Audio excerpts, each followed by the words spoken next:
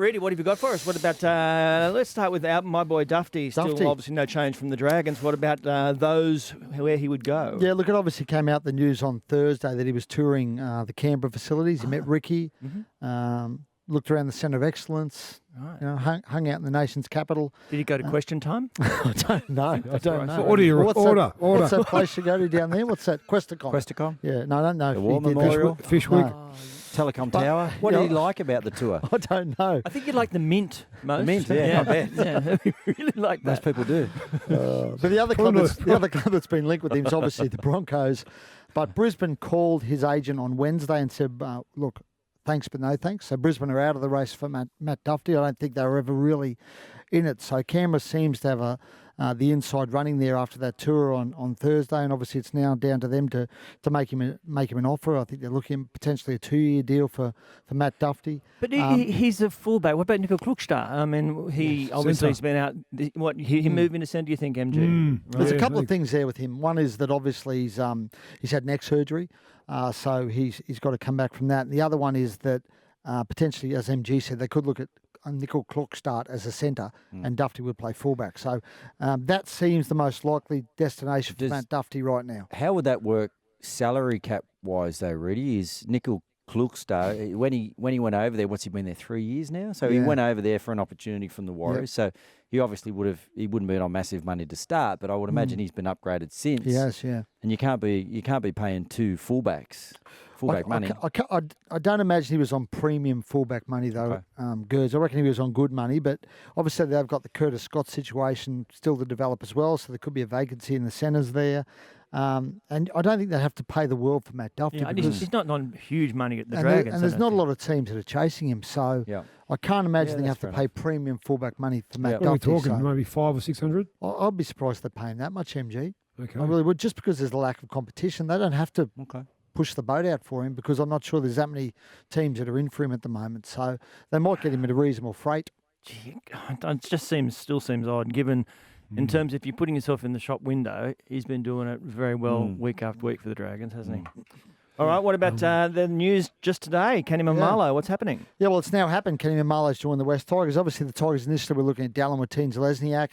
They couldn't get a deal done with Canterbury in terms of how much Canterbury would be willing to put in to help that deal come to fruition. They moved on to Kenny Mamalo, whose agent earlier this week started exploring the NRL for opportunities for him. And as I understand it, there's people within the Tigers who've been keen on Kenny Mamalo for not just this year, but for a number of years. They've been interested in Kenny Mamalo, and when that opportunity came up, they jumped. They've knocked that deal over pretty quickly. It's for the rest of this year and the next 2 years.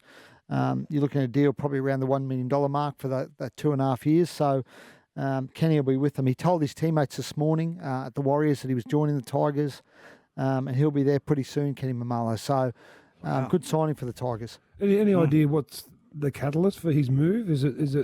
Is it coach player? Is it or just like he's been in the side, hasn't he? He hasn't been dropped or anything. Well, I think did he lose his spot recently? I'm not sure. I think he lost Montoya's been obviously he's come over from the Bulldogs, and today young Edward Cossey's in there. So I'm not sure whether. So and I think he just wanted to try something else, MG. And obviously the Tigers have been in the market for a winger. There was obviously the story about Michael Maguire and Adam Hardigan and Justin Pascoe meeting Jermaine Asako a week or so ago, apparently about the New Zealand national team. And then there was obviously the talk about Dallin Watine-Zelezniak, and now Kenny Mamalo's come on their radar, and they decided to go with him. So, look, I mean, Kenny's a premium winger when he's in his best form. I think in the last 3 years he's been among the biggest meter readers in the NRL, and that's what they're looking for. So he seems a great fit for them. Right, Tepai Moreau, he's had enough of rugby and the Waratahs. I actually spoke to Tepai yesterday, Tepai Moreau. It's been a few years between. His last game of rugby league was 2 years ago at Amy Park. He actually got knocked out by one of his teammates. Oh, nice. So that put you off. Yeah. And obviously about a week ago or so, his agent again started exploring opportunities for him in the NRL because he's obviously been with the Waratahs, hasn't really cracked it in rugby, he hasn't really had an opportunity there. Well, he's had the opportunity to get beaten by 50 or 60 every week. and basically, it all happened really quickly. He went down, he met Craig Bellamy, he sat down with Craig. Craig told him about the Storm's culture, and what his expectations are of Tepai. I think Tepai liked what he heard. He liked the opportunity to join a club that's in contention to win a competition.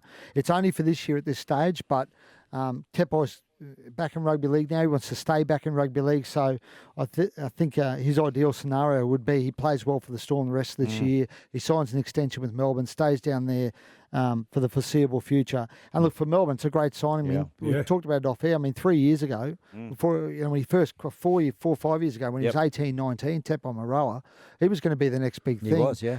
He had a few head knocks. He didn't really kick on. Decided to go to rugby, but if Melbourne can get the best out of him, they're signing a heck of a football player. Yeah.